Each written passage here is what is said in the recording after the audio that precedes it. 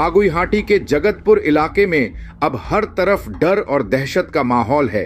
पहले टेंगरा, फिर बाघाज 3 और अब जगतपुर में लगातार बिल्डिंग्स के झुकने की खबरों ने स्थानीय लोगों को सहमा दिया है। विधाननगर म्युनिसिपल कॉरपोरेशन के 23 नंबर वार्ड बागुईहाटी के जगतपुर नेताजी पल्ली में 2 इमारतें इस कदर झुक गई हैं कि ऐसा लग रहा है जैसे एक इमारत दूसरी को सहारा देकर खड़ी हो।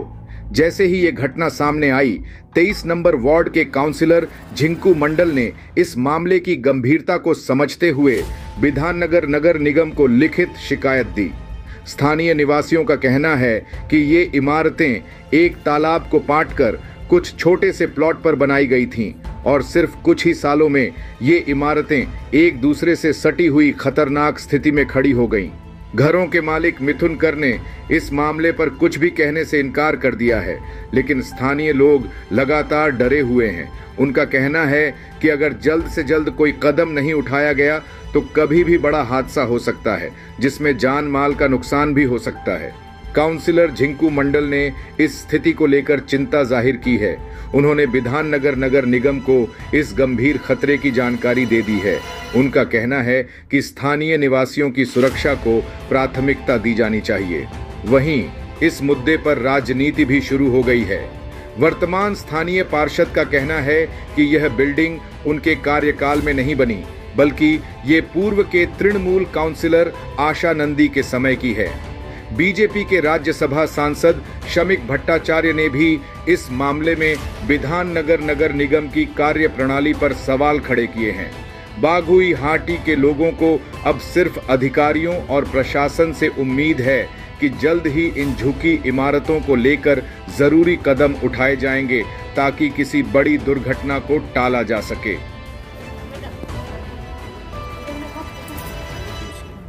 बिल्डिंग अवस्था কি অবস্থায় রয়েছে? হ্যাঁ, অবস্থা বলতে কিনে তো বাড়ি করে বাস করছে। এই বিল্ডিংটা কি অবস্থা এখন? হেলে গেছে।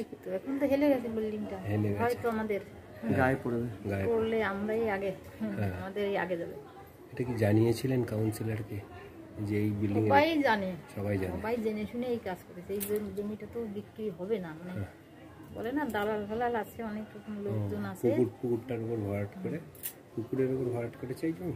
পুকুর ছিল? ঠিক আছে, আপনার নাম কি? আমার নাম কাজল রায়। ঠিক আছে। বলছি আপনার ওয়ার্ডে 23 নম্বর ওয়ার্ডে নেতাজি পল্লী, জগৎপুর নেতাজি পল্লীতে দেখা যাচ্ছে দুটো বাড়ি হেলে পড়েছে এবং পরস্পরের গায়ে হেলে পড়েছে, এই ধরনের ঘটনা। হ্যাঁ, এটা তো আমার অজান্ত ছিল, আমি জানতাম না। তো যখন খবর পেয়েছি আমি আমার জায়গা থেকে আমি সেই পুরোপুরি কর্পোরেশনে চিঠি করা, আমার লোক পাঠানো হয়েছে ওখানে ওরা সব ঠিকানা নিয়ে কর্পোরেশনে চিঠি করছি। ইমিডিয়েট কাজ আমি বলবো কর্পোরেশনকে, মেয়রের কাছে বা আমাদের কমিশনারকে ইমিডিয়েট একটা পদক্ষেপ নিয়ে যাতে কাজটা ঠিক করা যায়। আর সবচেয়ে বড় কথা হলো এটা তো আর আমি তো গত 2 বছর বা 3 বছর কাউন্সিলর, এগুলো আমার সময় হয়নি। আমি সাধারণ মানুষের সঙ্গে সবসময় পাশে আছি।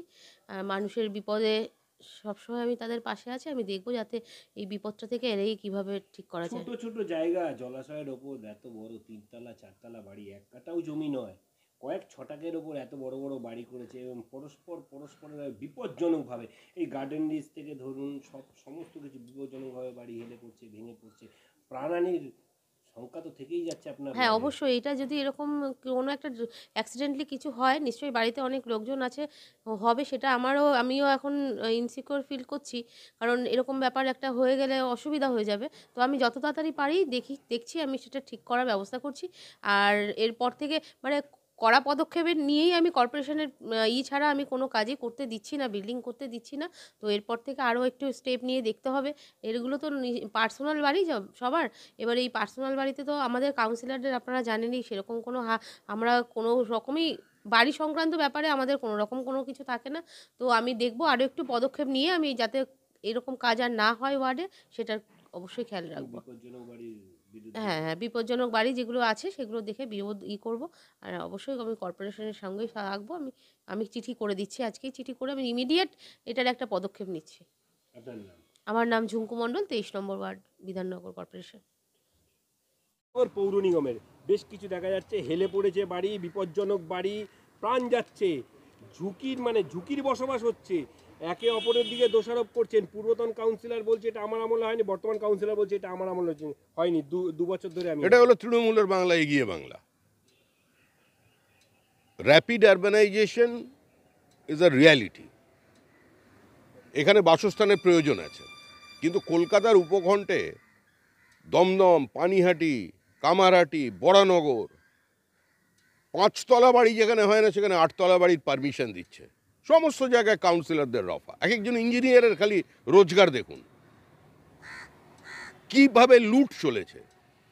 এ তো যে কোনো দিন কোনো ভূমিকম্প হলে সর্বনাশ হয়ে যাবে। বোর করে নিচের থেকে জল তুলছে, জলস্তর নামছে, বহু ধরনের সমস্যা তৈরি করেছে। টাকা দিলে যেখানে সমস্ত সমস্যার সমাধান হয়ে যায়, 5 তলা বাড়ির যেখানে পারমিশন হয় না, কাউন্সিলর নিজে একটা ফ্লোর নিয়ে নিচ্ছে। বিধাননগর কর্পোরেশন থেকে একটা নির্মাণ হচ্ছে পুকুর বুঝিয়ে, অঙ্গনওয়াড়ি স্কুল ভেঙে। বিধাননগর কর্পোরেশন বাগুইহাটি থানাকে জানিয়েছে যে বেআইনি নির্মাণ। পুলিশ অর্ডার কমপ্লাই করতে পারছে না, তার কারণ হলো কাউন্সিলর। এক একজন কাউন্সিলর কোটি কোটি টাকার মালিক, সব বনেদি বড় লোক, আর আমরা বনেদি ভিকিরি। এক একজন কাউন্সিলর হকারের কাজ করতেন, এখন লাগিয়ে ফেলেছে ক্যাপসুল লিফট। ওটা দমদম জুড়েই কাজ চলেছে। সৌগতবাবু দেখতে পাচ্ছেন না, এ ব্যাপারে ওনার বিবেকটা জাগে না একটুখানি? দলের বিবেক হয়েছেন তো উনি। জীবন সায়নে এসে এতগুলো মানুষের সর্বনাশ করছে, ওনার থেকে তো সমাজ কিছু প্রত্যাশা করে।